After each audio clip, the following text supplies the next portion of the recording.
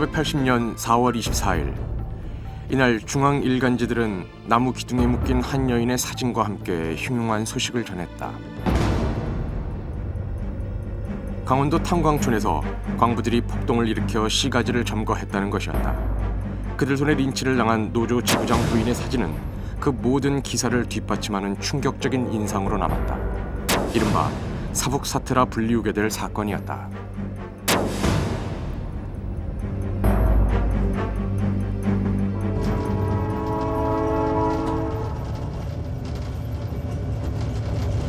그리고 세월이 흘렀다. 1980년 4월의 사북은 세상 사람들의 기억에서 쉽게 지워졌다. 지워진 것처럼 보였다. 그러나 24년이 지난 오늘까지 그 일을 잊지 못하는 사람들도 있다. 사북 노동항쟁 같은 경우는 폭도라고 보는 것은 이것은 가당치도 않는 얘기입니다. 이유 없는 광부들의 그 투쟁이 어디에 있겠습니까? 그런데 우리가 그 소리를 쳐보니까 말이죠. 광부들의 소리는 암만 크게 질러도 허공에 사라지고 없습니다.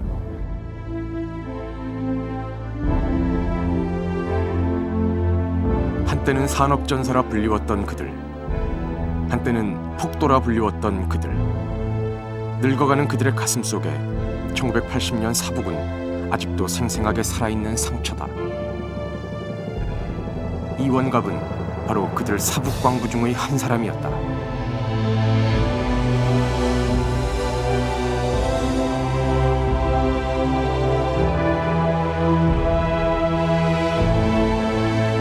기사에 가서는 뭐 갖다 쳐박더니 뭐 워커발로 얼마나 저기 이빨 내기 다 없어졌어요.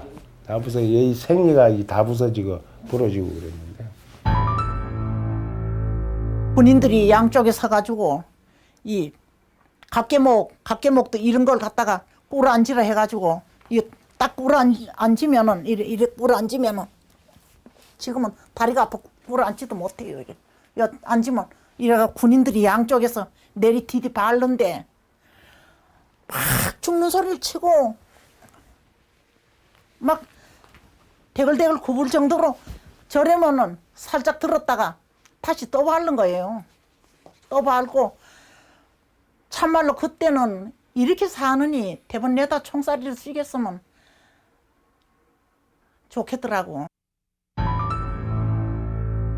딱 이렇게 해서 양쪽 다리 이렇게 해서 고랑을 딱 채워놓고는 고랑 전들이 이 세가나 다리에다가 파이프를 집어넣은 침대 의자가 이렇게 높은 데다 딱 얹어놓고는 수건은 얼굴 다 팍 가리더니 가릴 때 속은 가릴 때만 물 다 떼들이 주선자 있어요. 반말들이. 그놈을 가져와서 그냥 뒤에 붓는데 그게 뭐냐 하면 고추 삶은 고춧가루 물이래요. 그래 그렇게 때리다가 이제 여자들이 막 쓸어주고 이러잖아요. 쓸어주고 이러면은 그렇게 막 이렇게 그 정말 유방을 만져서 비틀고 잡아당기고 또 이 아래 막 옷을 뺏기고 막 다 뜯고 그러지요. 그래도 그때 정신이 없어서 몰라요. 정신이 나서 보면은 이 젖꼭지가 막 다 떨어질라 그래. 피가 나서 비틀어서 잡아당기고 그리고 이 아래도 그렇게 해서 쥐뜯어가지고 막 피가 나고 다 그렇게 되더라고요.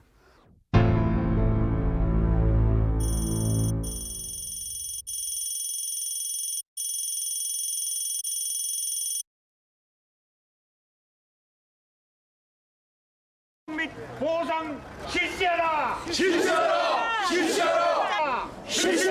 지난해 4월 22일 사북읍 내에서는 20여 명의 늙은 광부들이 모여 시위를 벌이고 있었다.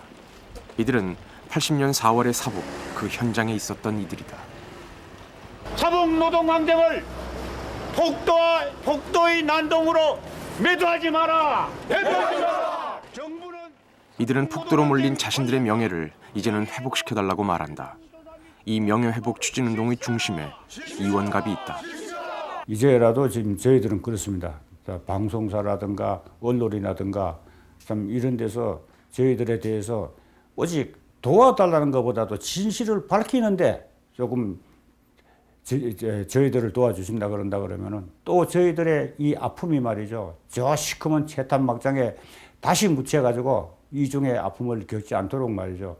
이렇게 해줬으면 정말 좋겠다. 한 80년 이후에 거의 20년 가까이를 거의 침묵하고 살다. 말하고 이런 걸 문제 제기하면은 큰일 난다는 피해의식들이 굉장히 강하셨던 것 같아요. 그러다가 2000년도에 이제 자료집도 내고 이러면서 전반적인 사회적 분위기도 좀 나아지고 달라지고 이러면서 늦었지만 지금이라도 폭도의 명예는 벗어야 되겠다라고 본인들이 주체적으로 나섰기 때문에 좀 늦었다, 많이 늦어진 거 아니냐 이제 이렇게 생각을 합니다.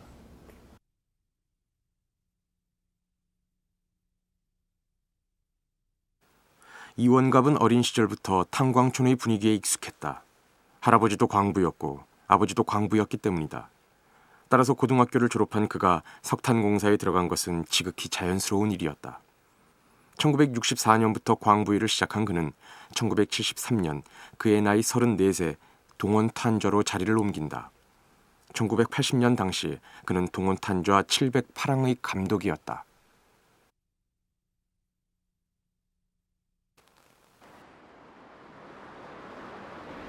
강원도 정선군 사북읍. 한때 인구 5만여 명의 북적거리던 탄광촌 사북은 오늘날 인구 7천여 명의 한적한 소읍으로 전락했다.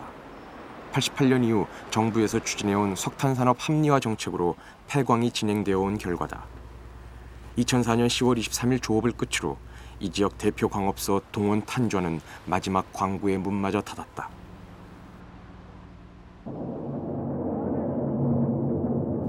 그러나 이원갑이 근무했던 당시 동원탄좌는 최고의 전성기를 자랑하고 있었다. 민영 최대 탄광, 연간 생산량 150만 톤 이상, 전국에서 생산되는 석탄의 10%에 육박하는 양을 동원탄좌 한 곳에서 생산하고 있었던 것이다. 그럼에도 불구하고 당시 이곳에서 일하고 있던 광부들은 행복하지 않았다.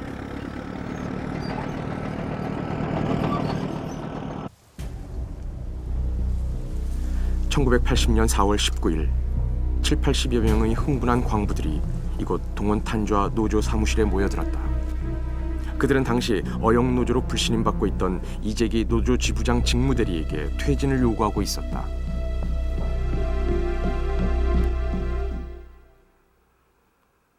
모여든 광부들의 중심에는 이원갑과 신경이 있었다. 이원갑은 지난해 지부장 선거 후보로 나서 이재기와 겨루었고 신경은 그를 적극 지원했다. 그들이 분노한 것은 노조에서 일방적으로 체결한 임금 협정 때문이었다. 당시 노조는 전국 광산 노조의 지시도 무시한 채 회사 측과 결탁하여 80년도 임금 협정을 겨우 20% 인상으로 매듭지어버렸다. 광부들은 인격도 없고 또 이 임금 관계에 대해서도 전혀 말도 못하고 진짜 일은 하란 대로 하고 돈은 주는 대로 받는 말이죠. 그런 상황. 이렇게 참 살아오다가 보니까 자연 미워한 것은 노동자밖에는 없었죠. 왜? 어영노조라는 것 때문입니다. 그러니 어영노조가 바로 우리를 구제해주고 우리를 도와줘야 되는데 우리를 배신하고 오직 자기들 이익이나 자기 권력에만 집중하고 있다. 이렇게 이제 생각했던 거죠. 시끄러워지자 경찰이 출동해 불법 집회라며 해산을 종용하고 신경과 이재기를 함께 연행했다. 조합원들은 지서까지 몰려가 신경의 석방을 요구했다. 분위기가 심상치 않자 당시 지서장은 당장 해산하면 신경을 석방하고 사흘 뒤 21일 2시 집회를 열도록 해주겠다고 약속했다.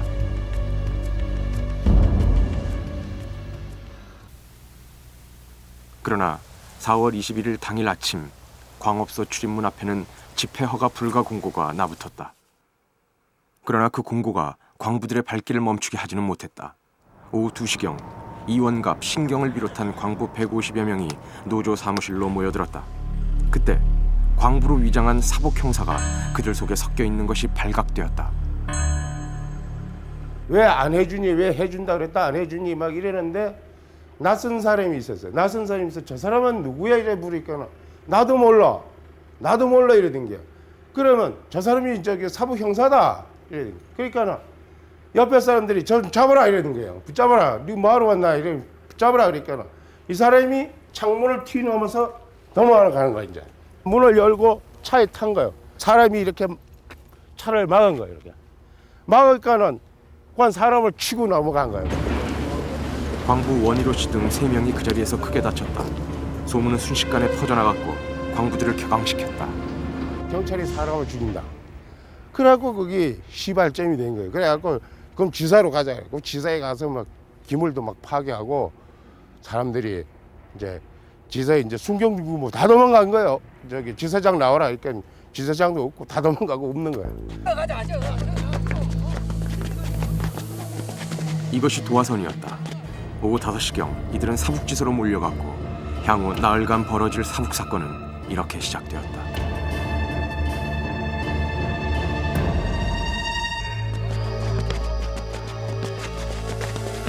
격분한 광부들은 삽시간에 500명, 1000명으로 불어났다.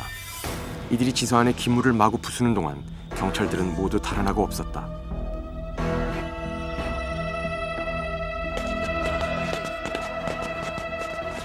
밤 11시경 시위대 일부는 광업소로 향했다. 대책회의를 하고 있던 경찰 간부들을 폭행하고 광업소와 노조 사무실의 집기를 부쉈다. 서류도 꺼내 불태웠다.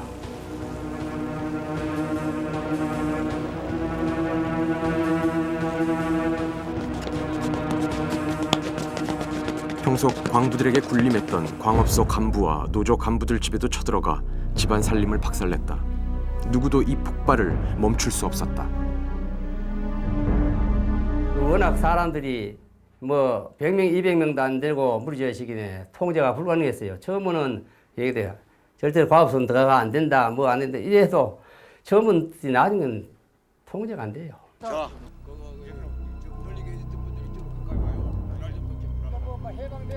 밤늦게까지 거리를 휩쓸던 광부들은 이곳저곳 모닥불을 피우고 모여 앉았다.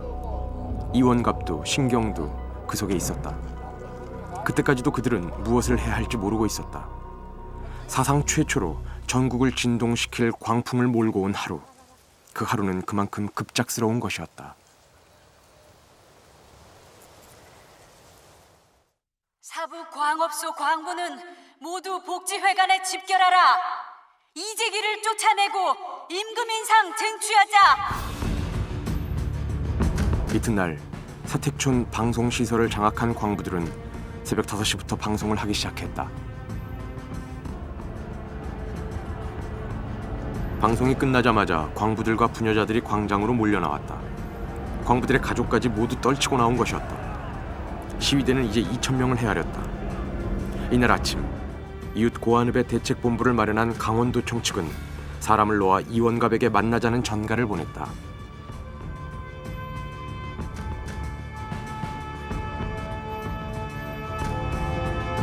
올라가서 이제 그 고한 지서에 딱 들어서자마자 하는 소리가 뭔가 하면 경찰국장이 그랬대. 이제 네가 이원갑이야 이래요.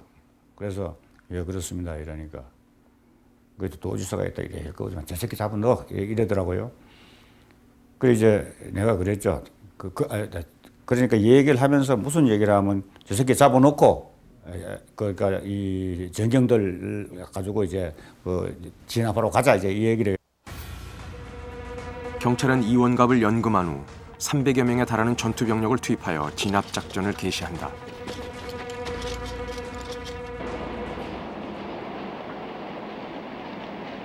시위대는 경찰의 기세에 밀려 사북 시가지를 내주고 안경다리 너머로 후퇴했다.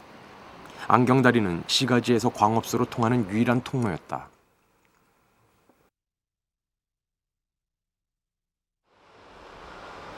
광부들은 이 통로에 바리케이트를 설치하여 경찰 병력이 통과하는 것을 막았다. 수천 명에 달하는 시위대는 안경다리 건너편에서 다리 위로 이어지는 태백선 뚝방길에 밀집해 있었다. 통로가 막힌 경찰은 이 뚝방길을 기어오를 수밖에 없었다.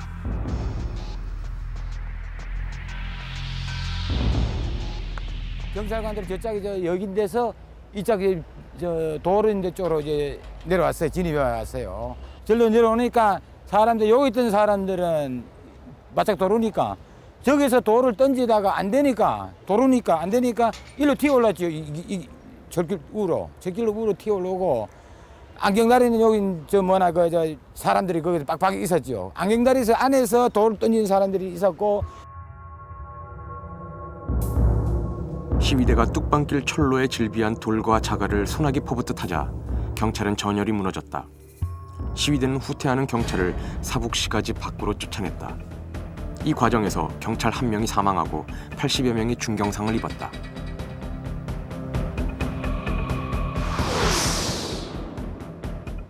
이날은 사상 최초로 국가의 공권력이 무력화된 날이었다. 사북은 이제 완전히 광부들의 세상이었다.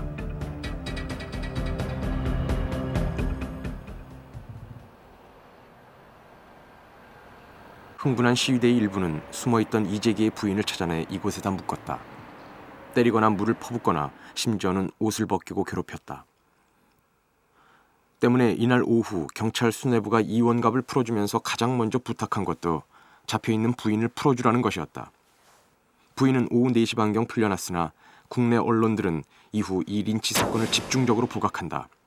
때문에 이것은 80년 사북 광부들을 폭도로 규정하는 데 두고두고 가장 강력한 증거로 작용했다.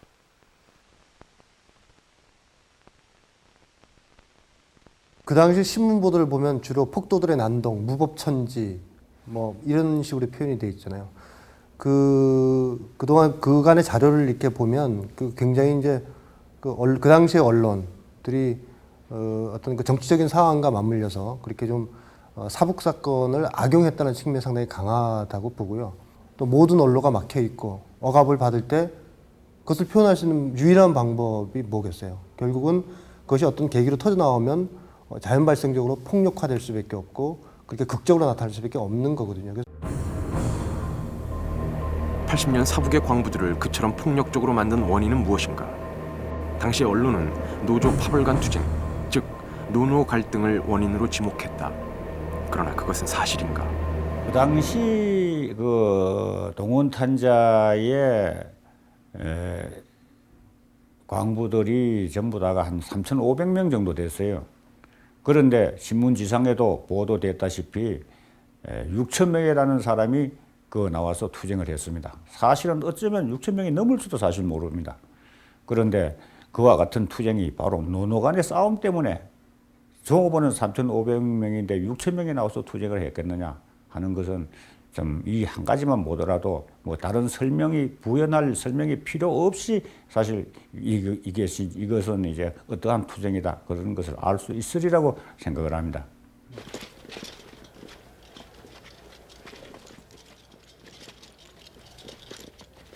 당시 동원탄저와 강부들은 노동조합 지부장 자리를 놓고 감투 싸움을 벌인 것이 아니었다. 많은 광부들이 노조 자체를 바꾸기를 원했다. 당시의 노조는 유명무실 그 자체였기 때문이었다.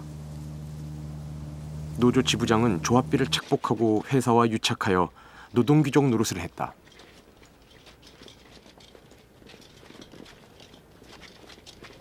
광부들이 노조를 좋아할 일은 없죠. 좋아할 일이 없었지. 광부들이 노조를 믿어야 되는데 믿지를 못하니까 좋아할 일이 없지. 뭐 해주는 게 있어요. 뭐 믿고 할 거 아니요. 딴 데 삼탄 같은 데는 뭐 보너스 400%에다 월급도 얼마 주는데 여기는 걔가 돈 250% 주는 것도 250% 주는 것도 뭐 몇 달 건네 주는 게 아니고 1년에 2번밖에 안 주니까 뭐라 해. 250% 2번밖에 더 줘요.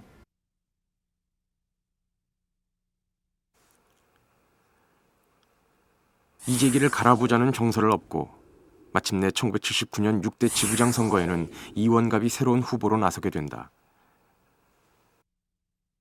당시의 분위기는 이원갑의 당선이 불을 보듯 뻔한 것으로 생각되었다.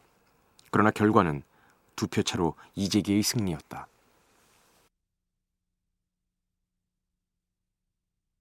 그때는 그 조합법이 지부장이나 특히 지부장이나 그 위원장 선출 방법을 간접 선거로 하게 돼 있었거든요. 그래서 그 보통 많은 데는 20몇 명 대의원이, 적은 데는 10몇 명 이렇게 구성된 사람들이 그 대표자를 선출을 했는데 그게 집행부 힘이나 사업주의 힘이나 관의 힘이 작용하기가 쉬웠어요. 그래서 한번 당선이 되면은 어지간해가지고는 넘어지지를 않아요. 좀 잘못하고 불신임을 조합원한테는 직접 선거를 하면 예를 들어서 3-7로 불신을 받아도 간선을 하면 당선이 된단 말이에요.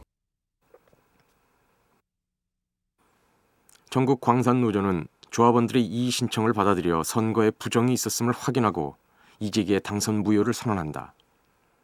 그러나 이재기는 인수인계를 거부한 채 이후 1년이 지나도록 여전히 노조를 장악하고 있었다.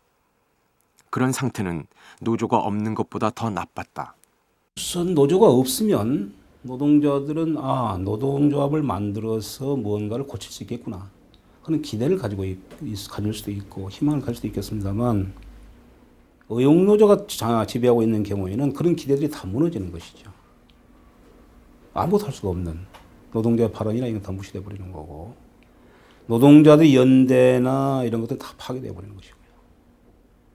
그 다음에 더 중요한 것은 노동자들에게 그 종속의식이나 패배의식 이런 것들을 아주 심화시켜서 결국은 굴종이나 냉소주의의 포로가 되게 만들어버리는 아주 무서운 그런 결과가 나타날 수가 있다는 것이죠.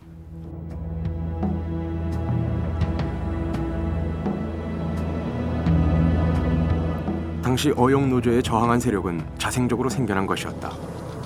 열악한 노동 조건을 극복하고 최소한의 생존권을 보장받기 위한 광부들의 몸부림이었다. 그들은 광부들을 위한 진정한 노동조합을 갖기를 원했다. 80년 4월 그들이 계속해서 이재기의 퇴진을 요구하고 있을 그 무렵 이른바 사북 사태는 바로 그러한 시점에 터진 것이었다.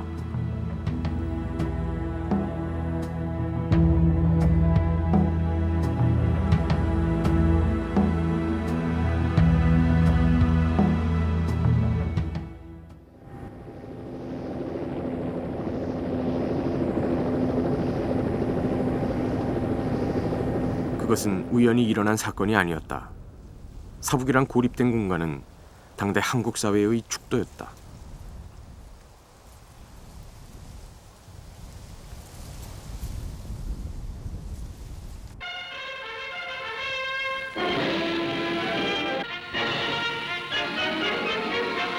수많은 시민들의 환호를 받으며 혁명기념식이 거행되었습니다.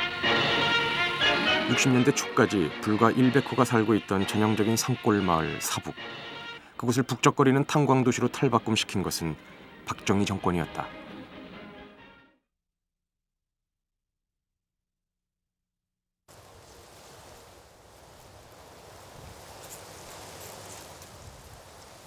석탄 산업의 획기적인 발전은 1962년 경제개발 5개년 계획의 시행과 함께 시작되었다. 수출주도적 산업화 정책은 에너지 수요를 크게 늘려 석탄광 개발이 시급했던 것이다. 1962년 정부는 광업 개발을 위한 여러 법규를 만들고 대단위 탄좌에 각종 세금을 면제해주는 등 특혜를 줌으로써 석탄 생산을 촉진했다.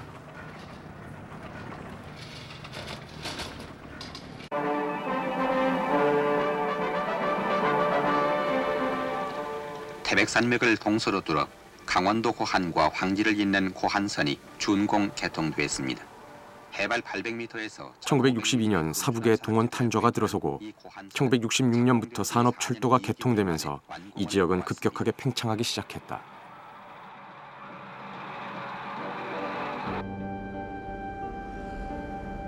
전국 각지에서 일자리를 찾아 사람들이 몰려들기 시작한 것이다.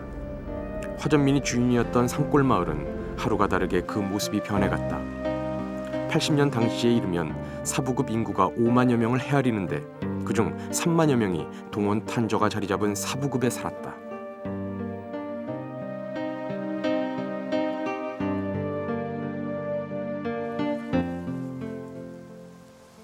종업원 3천여 명뿐만 아니라 사북 인구의 3분의 2가 이 탄광에 기대어 살았던 것이다. 동원이 곧 사북이고 사북이 곧 동원이었다.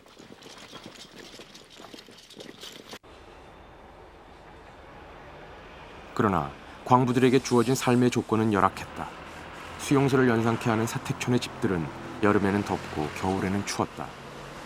한 동에 대여섯 채 집이 이어져 있어도 천정에 칸막이가 없어 방음도 되지 않았다.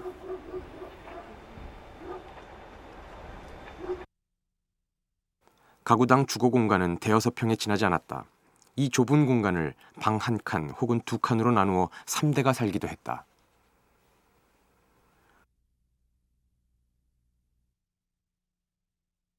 (30, 40가구가 공중 화장실을 함께 사용했고 물 사정이 나빠 식수는 제한 급수되었다.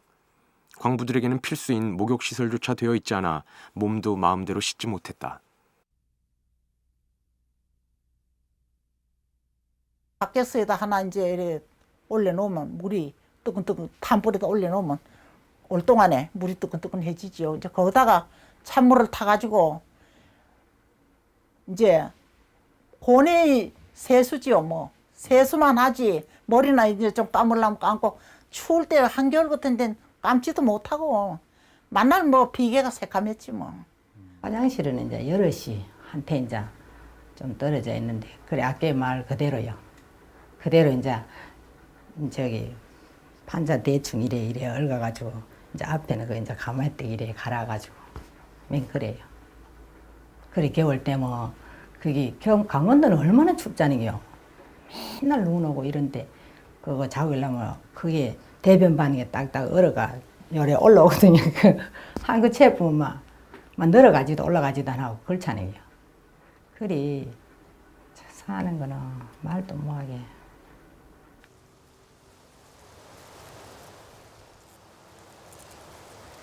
태백시 황지동에 서 있는 산업전사 위령탑.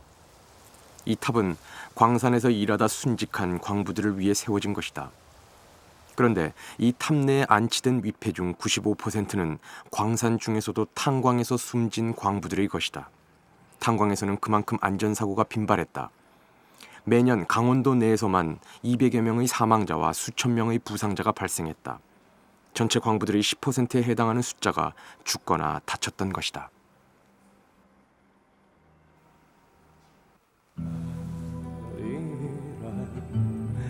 지하갱 속으로 들어간다는 것은 늘 목숨을 건 일이었고 동료의 죽음은 그들 광부들에게 일상적인 체험이었다. 막장 인생이라는 자조적인 표현은 이런 삶의 조건에서 비롯된 것이었다.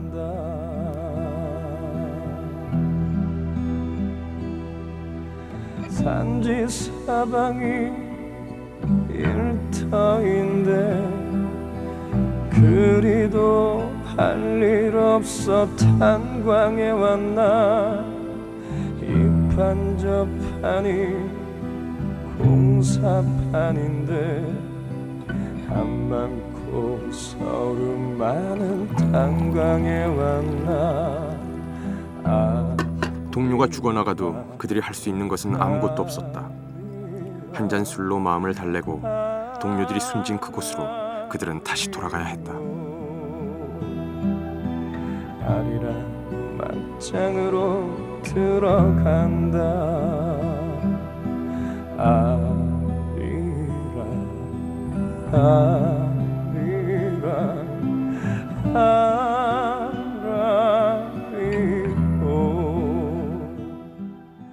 작업 현장에 입갱할 때는 굴이 무너지지 않도록 버팀목으로 쓸 동발이라는 통나무를 메고 들어가야 한다.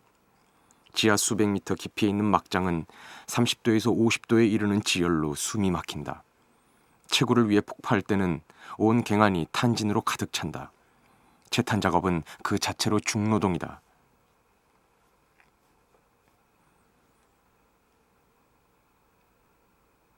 그러나 이런 그들을 더욱더 가혹한 노동으로 몰아넣은 것은 당시 정부 시책이었다.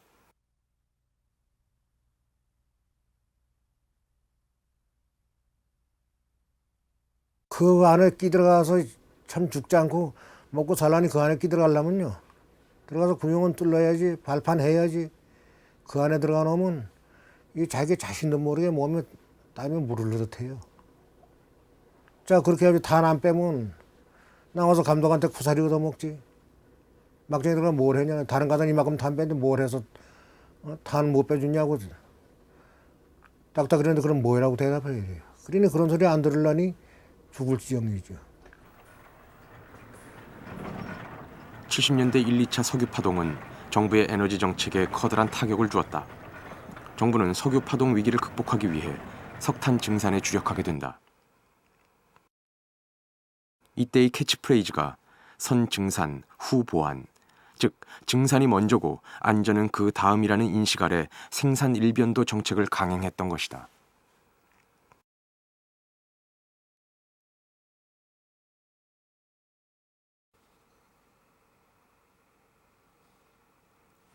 당시의 공문서들은 정부가 각 탄광업주들에게 생산량을 어떻게 할당하고 어떻게 생산을 독려해 왔는지를 여실히 보여준다.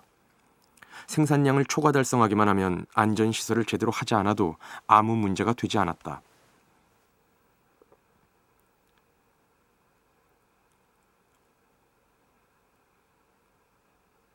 이것이 당시 탄광 노동자들을 사지로 내몬 근본 조건이었다. 당시로는 아무리 증산을 해도 부족하다는 생각을 다들 갖고 있었거든요. 그러다 보니까 증산, 생산 목표 달성 이런 게 각급 회사, 탄광 회사의 그 슬로건이 됐었습니다. 그러다 보니까 안전에 대한 의식이라든지 이런 게 지금처럼 이렇게 종사원들도 그렇고 사용하는 사용자들도 그렇고 서로가 좀 많이 결여됐던 걸로 그렇게 생각이 됩니다.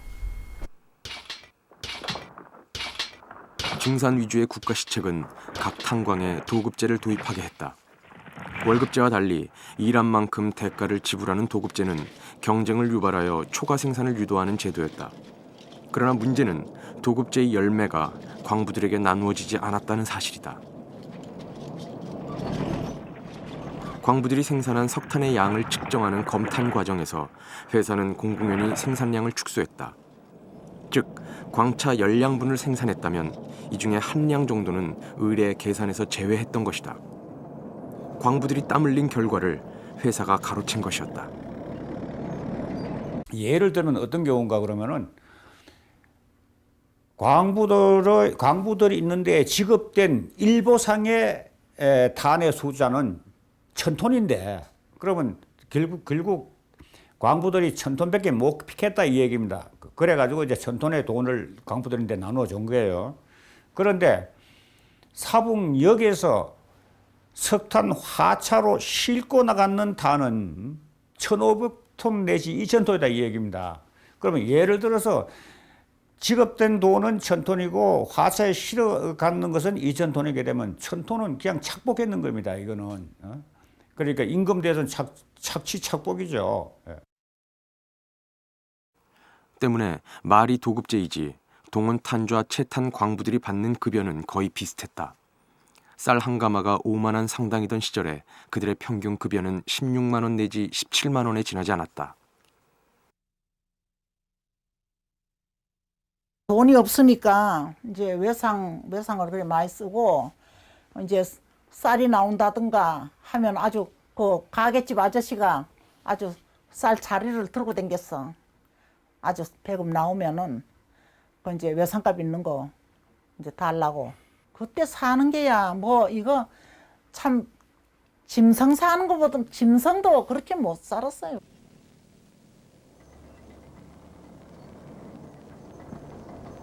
생계비 압박이 더욱 심했던 것은 회사 측이 생필품 판매를 독점하고 있었기 때문이었다. 회장의 친척이 운영하는 구판장의 물건값은 원주 시내보다 30%가량 더 비쌌다. 그럼에도 불구하고 회사는 이권을 독점하기 위해 외부 상인의 출입을 통제했고 심지어는 산중에 있는 사택단지에 시내버스 노선이 개설되려는 것을 막기까지 했다.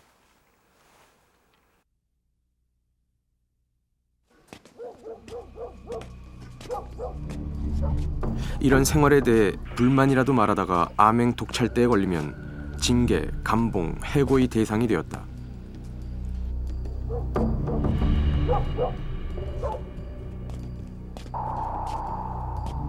회사는 암행 독찰대라는 이름으로 감시조를 운영, 광부들과 그 가족들의 일상을 상시적인 감시 체제 아래 두었다.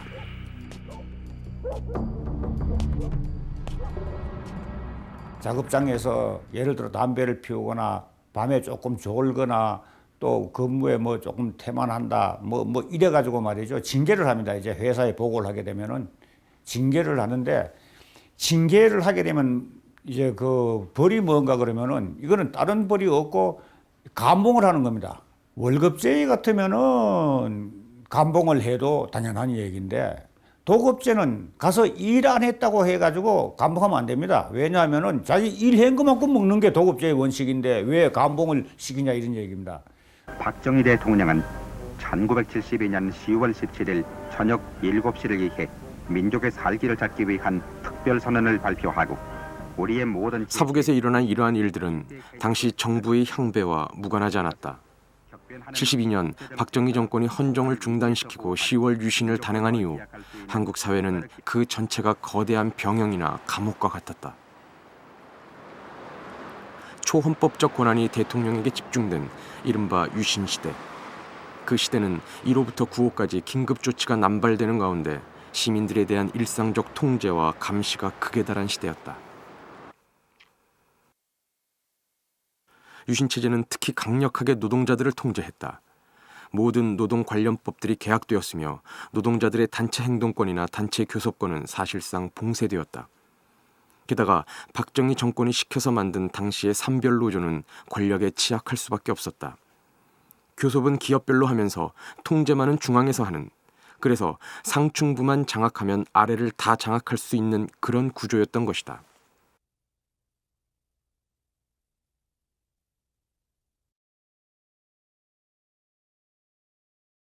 모든 나라의 이 독재 권력들은 반드시 그 민주적 기본권을 통제하면서 그 기본에는 노동자들을 통제하는 기본으로 되어 있죠.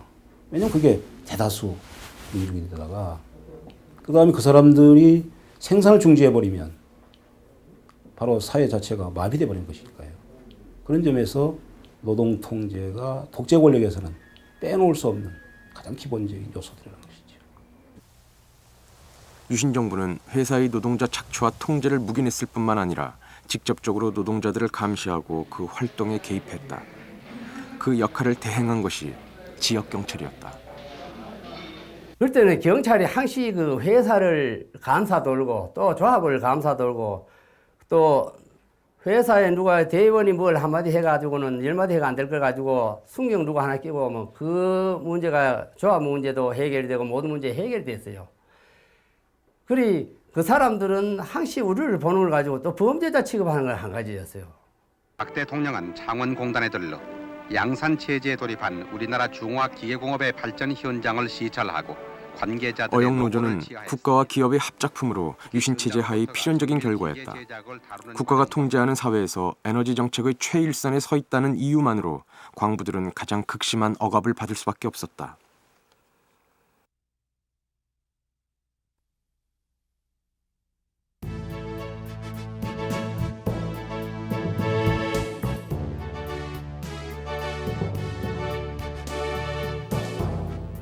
동원 탄좌 창립 시 자본금 2천만 원은 75년 시점 5억 6천여만 원으로 25배가량 늘어났다.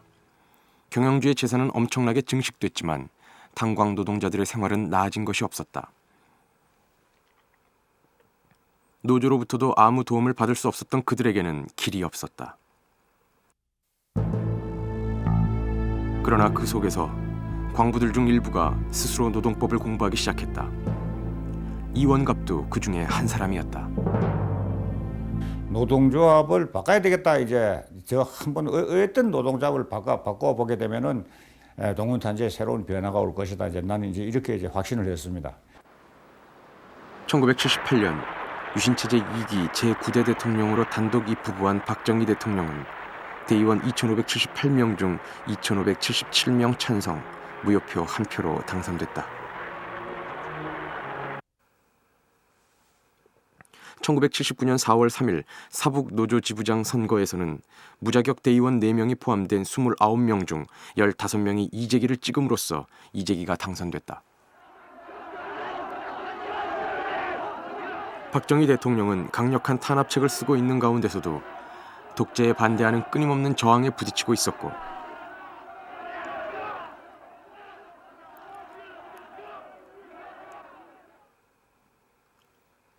선거 무효 판정에도 불구하고 강력한 관건의 비호를 받으며 업무 인수인계를 거부하고 있던 이재기. 그 역시 조합원들의 진정과 농성으로 이어지는 끈질긴 퇴진 요구에 직면하고 있었다.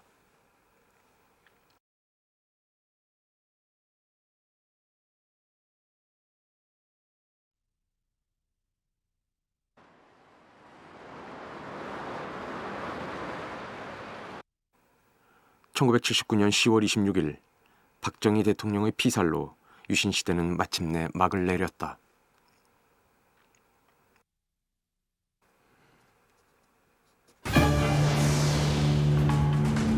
그리고 이듬해 1980년 4월, 오랫동안 억눌려왔던 사북 광부들의 분노는 그 권력의 짧은 공백기를 틈타 끓어오르다 마침내 폭발한 것이다.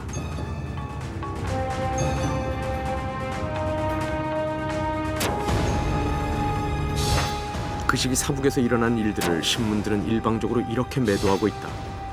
이것은 얼마만큼 사실인가?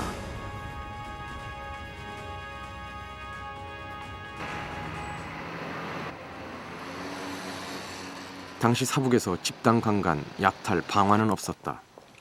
광부들이 파괴한 것은 그들을 괴롭힌 경찰, 탄좌 사무실, 탄좌와 어영노조 간부들 집뿐이었다. 시장 상인들은 광부들에게 스스로 먹을 것을 제공했다. 다방에선 커피를 양동이로 끓여냈고 식당에서는 공짜로 밥을 주었다. 국수 장사했으니까 한 갈기씩만 줘도 뭐 그 사람들이 들어가 그 사람 경찰관하고 싸우려니까 뭐 먹어야 되니 막걸리 그때 이렇게 항아리에서 퍼주는 거니까 그냥 한 모금씩 먹고 가게 하고. 중요한 것은 탄광과 관련 없는 중소상인들까지 심정적으로 광부들의 분노에 동조했다는 사실이다. 광부들 불쌍히 여기고 참 많이 도와줬죠. 실제 나가서 같이 이거 한 사람도 있는데요. 상인 중에서도? 예. 거기대 할 때 실제 이 시가 행진할 때도 같이 협조하고 그랬어요. 그것이 단순한 파벌 다툼이었다면 중소상인들이 그 시위에 동조할 이유는 없었을 것이다. 그러나 그 싸움은 보다 근본적인 싸움, 생존권을 위한 싸움이었다. 지금은 복지의 구판장으로 바뀐 이곳은 원래 동원탄자 예비군 무기고였다. 광부들은 귀찰대를 만들어 무기고 화약고를 지켜냄으로써 스스로 절제하는 규율을 보여주었다. 여기가요, 꼭 철조망 이중으로 돼 있고 이것도 화약고니까 여기다가 황닭불 펴놓고 요 사무실 저 위에서 뭐 집기 소파라든가 의자 막 땅으로 떨어진 거 그거 뭐 질질 끌다가 저쪽에도 소파 갖다 놔두고 앉아 있고 이쪽으로도 끌다가 막 소파 쭉 철조망 옆으로 23일쯤인가 아침에 저 뭐 증산까지 공수부대가 뭐 일개 소대가 와가지고 뭐 우리 쑥밭을 만들려고 한다. 그러면 안 되겠구나 해가지고는 이제 그때부터 완전히 더 이제 사람이 막 한 100명 이상 됐을 거예요. 빙빙 둘러서 빙빙 둘러가지고 뭐 정호원들이 뭐 막 겨드러 여기서 이제 노골적으로 이제 건물 막 쓰다시피 했으니까. 당시 화약고에는 1000여 톤의 다이너마이트가 보관되어 있었다. 그것은 사북 전체를 날려버릴 수 있는 양이었다. 80년도 당시에 여기가 바로 동원탄자 화약고 자리입니다. 우리가 그 당시 사람들을 배치할 적에 무기고를 절대 뜯으면 안 된다. 화약고도 뜯으면 안 된다.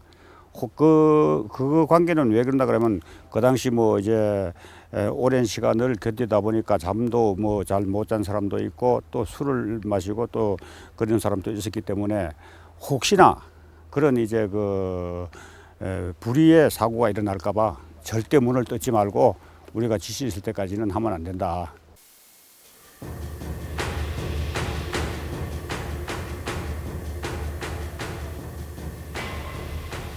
당시 군에서는 사북 지역 투입에 대비하여 공수부대를 원주에 대기시키고 있었다. 미 국방부 비밀 문서는 이런 부대 이동 상황에 덧붙여 부대원들의 태도 변화를 특기하여 보고하고 있다. 공수부대 내에서조차 광부들의 주장이 옳다는 생각들을 갖고 있었다는 것이다.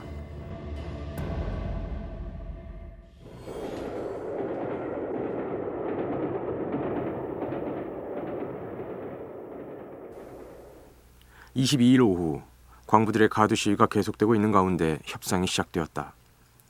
정부 측 대책본부가 이원갑을 중심으로 한 항쟁 지도부와 수습책을 논의하기 시작한 것이다.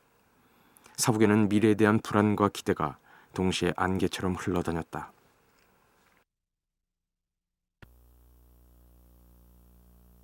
협상 테이블에 어떤 요구를 내놓을 것인가를 두고 광부들과 가족들이 함께 모여 난상 토론을 벌였다.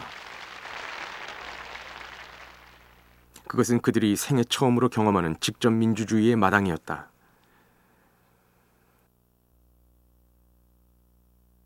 그 요구사항의 맨 첫머리에 노조 지부장 선거 직선제 건의가 올랐다. 그것은 노동운동에 대해 알지도 배우지도 못했던 그들이 삶의 경험에서 끌어낸 깨달음이었다.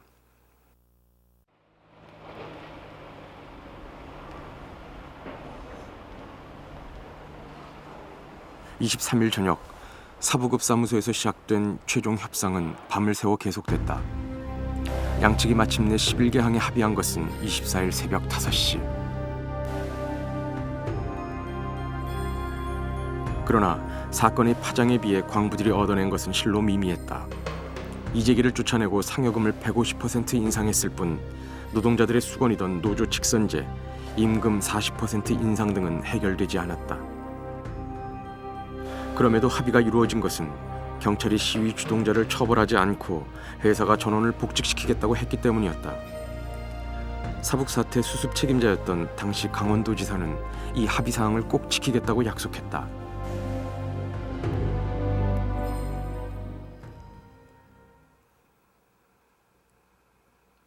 광부들도 기자회견을 통해 그들의 입장을 전달하고 산업 현장에 성실하게 복귀할 것을 다짐했다.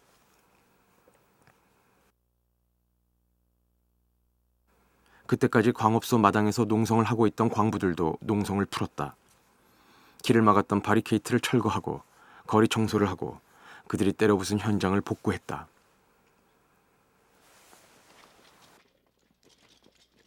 (4월 29일부터) 동원 탄주하는 정상 가동에 들어갔다. 사북은 다시 아무 일 없었던 이전으로 돌아간 듯했다. 그러나 5월 6일 오후 7시 30분 이원갑과 광부 대표 13명은 회의가 있다는 통보를 받고 읍사무소로 갔다가 그 자리에서 체포된다. 총검으로 무장한 계엄군이었다. 그들은 개머리판 군합발에 차이며 버스에 실렸다. 그것이 시작이었다. 이튿날부터 광부 사택촌에는 군경 합동수사본부의 검거 선풍이 불었다. 며칠 사이 100여 명이 정선경찰서로 연행되었다.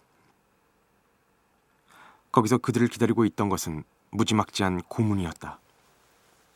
그 지서 앞에서 혁명을 하려면 피를 내야 된다. 이 얘기 이원갑이 했느냐. 했습니다. 이제 이러는 거예요. 광도까지 같이 갔다 왔던 사람들이라. 그래서 그래 내가 했다는 핑계를 대고 나갈 수 있거든. 다 나가라. 그 대신 다음 재판정에 와서는 좀 바른 소리를 해다고. 그러니까 뭐 부한테 이 새끼가 이게 뭐 말이 많아 이러면서 가꾸먹 이만한 걸로 말이죠. 머리를 탁 때리니까 여 탁 터져가지고 말이죠. 머리에서 피가 막 쫙 이래 흐르는 거예요. 이제 터지니까. 도착하자마자 곡괭이로 나이수만큼 맞은 것으로 시작하여 20여일 동안 그들은 극한의 고통을 맛보았다. 그 갖가지 고문의 후유증은 오늘날까지 그들의 육체에 깊은 상흔을 남기고 있다.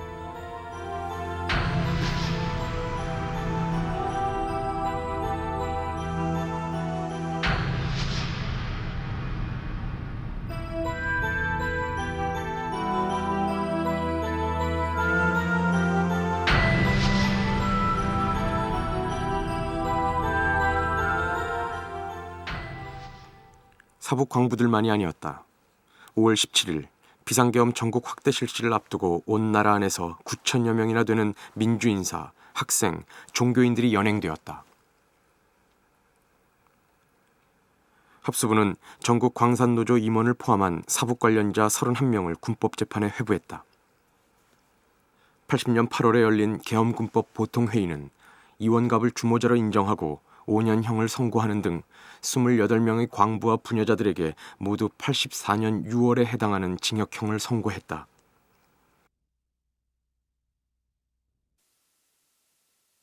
목숨을 건 막장에서의 중노동을 거쳐 비인간적인 처우와 착취를 거쳐 잔혹한 고문과 폭행을 거쳐 그들은 이제 전과자가 되었다.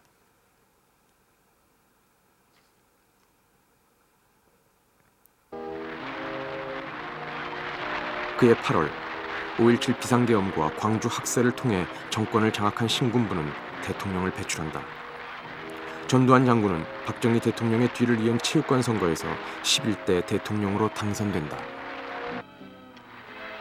전두환 대통령은 지난 4월 소요 사태로 무리를 일으켰던 정선군 사부급에 들러 주민들의 환영을 받았습니다.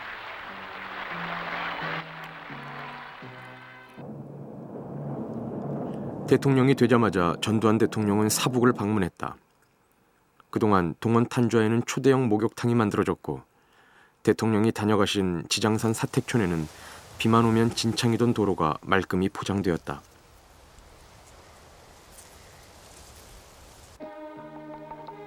복지기금이 생기고 2억 원을 들인 종합복지회관이 건립되었다.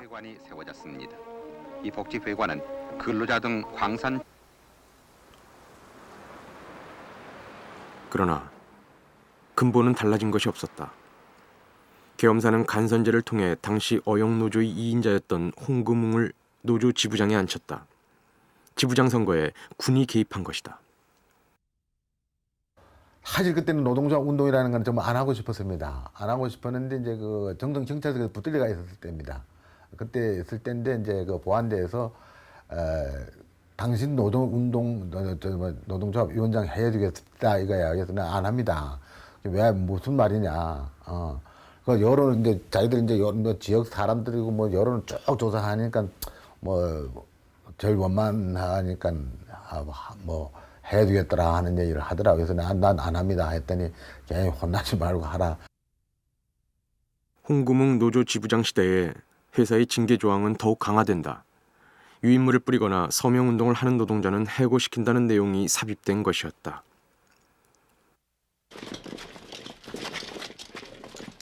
법정에 섰던 관련자들은 결국 모두 사북을 떠났다. 보복하지 않는다는 협상 결과에 따라 재입사는 했으나 주어진 노동 조건이 견딜 수 없는 것이었다고 한다. 합의된 11개 항에서 지켜진 것은 결국 경제적인 것뿐이었다. 어영노조는 이후에도 존속되었고 경찰과 회사는 약속을 지키지 않았다. 그런데도 그들은 아무 말도 하지 않았다. 거기서 그러더라고요. 원조 경찰서서. 만일에 여기서 풀어준다 해도 나가서 이런 말을 또 하면 또 잡아간다고. 그 소리를 하더라고요. 그래가지고 그게 무서워서 3년거 정도 서로 말을 그 사북 사태 났다는 얘기는 남자고 여자고 어디 남자들은 술집을 많이 가니까 술집에서라도 그렇고 만님은 그 얘기를 못하고 살았어요. 우리 거기서 살다가 퇴직해서 여기까지 올 때도 그 하소연을 한번 어디가 못하고 기억 남았다고요. 이원갑은 1년 6개월 복역 후 출소했다. 회사에서는 1,000만 원을 줄 테니 사북을 떠나라고 제안했으나 그는 응하지 않았다. 사북 사태 주모자라 취직도 안 되어서 보험회사 외판원, 식당 등을 꾸려 근근히 군함매를 키워냈다. 아무도 알아주지 않았으나 그는 역사의 현장을 지켜왔다. 그의 나이 이제 64. 죽기 전에 그는 이 현장에서 그와 동료들에게 씌워진 폭도라는 꼬리표를 벗어버리고 싶어한다. 이 사회에서 지금 민주화 운동이라고 이렇게 기억되는 많은 일들, 그런 일들조차도 사실은 다수에 의해서 혹은 어떤 힘을 가진 사람들에 의해서 이루어진 일들, 그런 사람들이 참여했던 일들은 굉장히 조명을 받고 또 쉽게 민주화 운동으로 인정될 수가 있습니다. 근데 여기에서 있었던 활동을 했던 사람들은 여전히 사회의 소수자로 남아 있고요. 여전히 경제적으로든 어떤 정치적으로든 이렇게 권력도 가지지 못하고 재산도 가지고 있지 못합니다. 그래서 오히려 더 이중으로 소외를 당하고 있지 않나 하는 생각이 듭니다.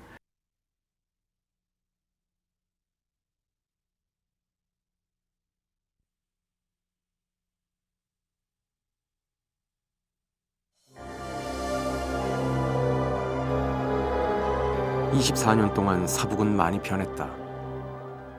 사택이 있던 자리에는 카지노가 들어섰고 시가지도 그 면모를 일신했다.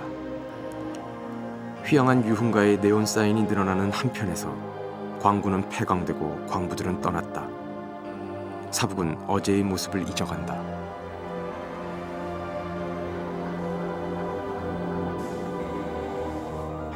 (1980년) 이곳 사북은 한국 사회의 구조적 모순이 터져나온 시대의 상처였다. 그 상처는 아물지 않은 채 시간의 어둠 속에 묻혀버렸다.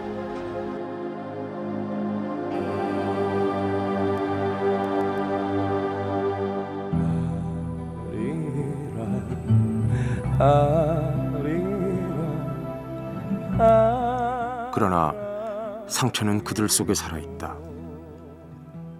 한때는 산업전사라 불리웠고 또 한때는 폭도라고 불리웠던 그들. 그리고 석탄시대의 종언과 함께 마침내 잊혀진 그들. 가진 것 없고 배운 것 없었던 1980년 4월 사북의 광부들. 할 일 없어 탄광에 왔나 그들을 이제 우리는 무엇이라 불러야 할까? 한 많고 서름 많은 탄광에 왔나